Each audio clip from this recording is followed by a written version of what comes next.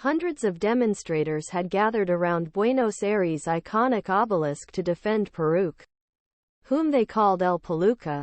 Marchers chanted slogans about their thatched roof leader, far-right populist Javier Milei. Among crowd was Esteban Elias Lozapone, a 48-year-old taxi driver who brought his daughter to witness the pro-Milei rally on eve of one of Argentina's most important presidential elections in decades. Otherwise this country won't move forward, said Lozapone, whose 11-year-old child wears a rattlesnake Gadsden flag around his neck, a symbol of the Milei movement and the U.S. far right. Like millions Argentinians, Lozapone is excited by prospect of Milei winning Sunday's election. The anti-establishment economist believes he can save South American country from years' financial misery with radical measures such as disbanding central bank and dollarizing economy. Polls show Milei has a slim advantage over centrist finance minister Sergio Massa, whose Peronist administration is blamed for plunging Argentina into its worst economic crisis in 2 decades. But as election day approaches, Lozapone, who has embraced conspiracy theories and fueled by Milei's campaign, worries that October's first round was rigged and that Sunday's election could be rigged as well.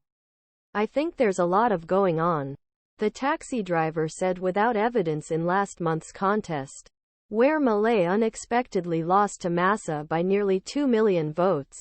Dario Rodriguez, a 26-year-old food service worker who was also at the pro-Milei anti-march, repeated a fake news story circulating on social media accounts linked to the right-wing libertarian.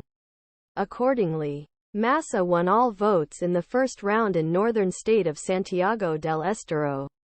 In fact, Milei won about 23% of the vote there.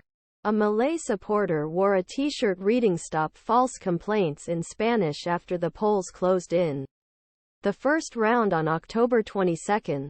Rodrigo Abdap: the proliferation of conspiracies fabrications about election is eerily reminiscent of what happened in the United States and Brazil under Donald Trump Jair Bolsonaro, the right-wing populists to whom Milei is often compared.